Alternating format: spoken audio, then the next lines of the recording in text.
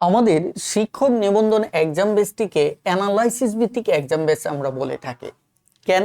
কারণ এই এক্সাম বেসটি সম্পূর্ণ অ্যানালাইসিস ভিত্তিক সাজানো হয়েছে। একজন শিক্ষার্থী হিসেবে আপনি যদি শিক্ষক নিবন্ধন পরীক্ষা দিতে চান, তাহলে আপনাকে প্রথমত জানতে হবে কি পড়তে হবে, কতটুকু পড়তে হবে, কোন টপিকে বেশি গুরুত্ব দিতে হবে, কোন অধ্যায়গুলো আগে পড়তে হবে। এই প্রশ্নগুলোর জবাব কিন্তু আপনারা অনেকেই জানেন না।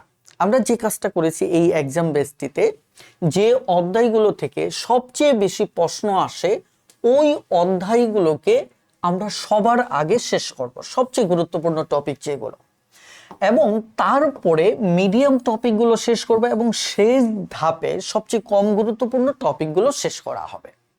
ফলে আপনার যে লাভটা হবে, যখন সবচেয়ে গুরুত্বপূর্ণ টপিক যাদেরকে আমরা 3 স্টার বলি, এগুলো যখন আগে শেষ করবেন, তার মানে আপনি নিশ্চিত থাকলেন সবচেয়ে বেশি গুরুত্বপূর্ণ সিলেবাসটা আপনার শেষ হয়ে গেছে।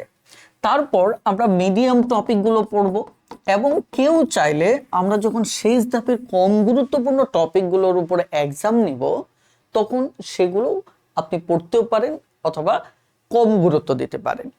এই যে পুরো অ্যানালাইসিসটি, এটি মূলত আমাদের পুরো সিলেবাস জুড়ে আমরা বিন্যাস করেছি। চলুন আমরা একটু সিলেবাসটা দেখি যে কিভাবে আমরা এক্সামগুলো নিব আপনাদের। এই হচ্ছে আমাদের নিবন্ধন এক্সাম বেস 2 এর সিলেবাস এবং রুটিন। চলুন আমরা সিলেবাস এবং রুটিনটা একটু ভালো করে দেখে নিই। এখানে বিস্তারিত নির্দেশনা দেওয়া আছে, আপনি ভর্তির পরপর এই বিস্তারিত রুটিন এবং সিলেবাসটি আপনি পেয়ে যাবেন। আমি সরাসরি টপিক নিয়ে কথা বলবো। দেখেন আমরা কিভাবে এক্সাম বেসের প্রত্যেকটা এক্সাম সাজিয়েছি।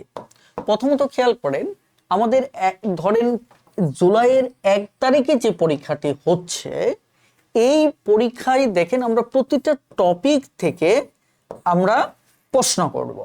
আপনি এখানে একটা চমৎকার বিষয় পাবেন, একটু ভালো করে লক্ষ্য করেন, ক্লিয়ার হয়ে যাবে।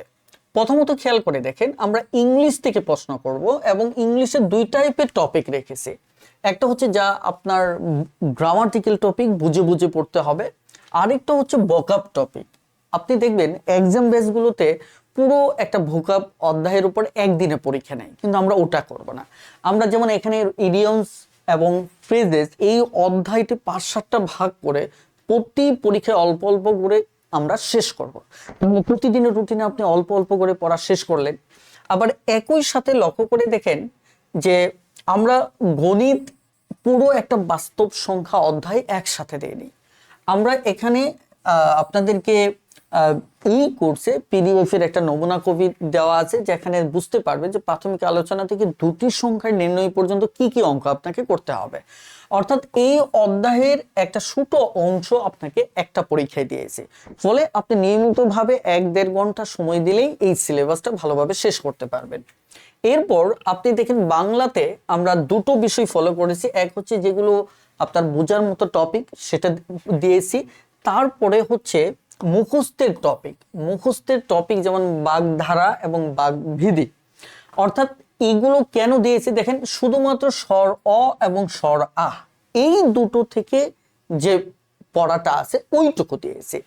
কেন? কারণ হচ্ছে আপনি তাহলে একসাথে যে গ্রামাটিক্যাল পার্টটা, ব্যাকরণ পার্টটাও বুঝে বুঝে পড়তেছেন, আবার মুখস্থের পার্টটাও বুঝে বুঝে শেষ করতেছেন। ফলে আপনি ধীরে ধীরে চাপ নিয়ে মুখস্থের পড়াগুলো দেখবেন যে এক্সাম শেষ হবে, আপনার পড়াও শেষ হবে। এভাবে আমি যদি জিকে বলি, তাহলে জিকের একটি অধ্যায় দেওয়া হয়েছে।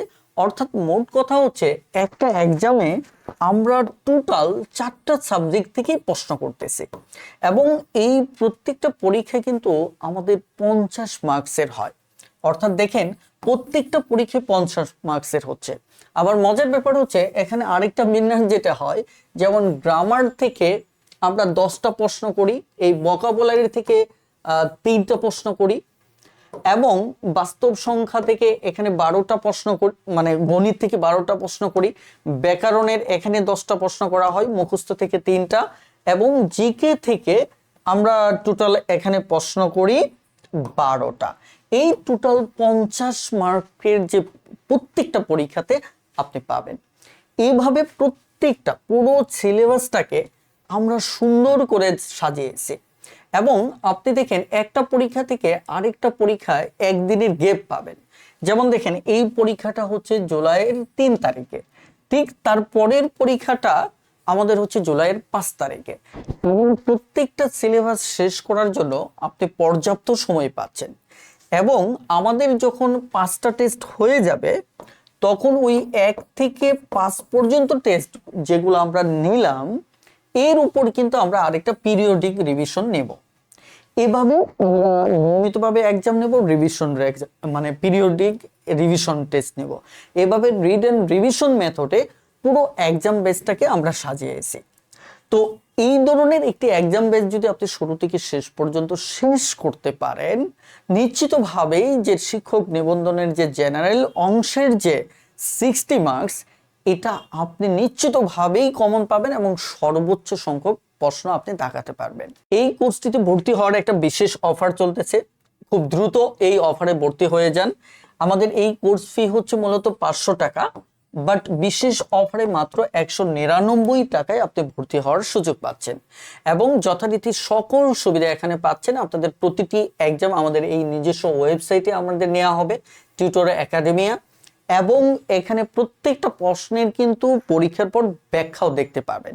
তার মানে আপনি কি দাগালেন, সেটা কেন হলো না, বা ওই প্রশ্নটা সম্পর্কে আরো ডিটেলস জানতে গেলে গণিত বলেন, ইংলিশ বলেন, প্রত্যেকটারই সমাধান রয়েছে। ফলে আপনি এই টোটাল প্রশ্নগুলো যদি রিভিশন দেন, আপনি কিন্তু নিবন্ধন পরীক্ষাতে অনেক ভালো করবেন। সো খুব দ্রুত এনরোল করে ফেলেন।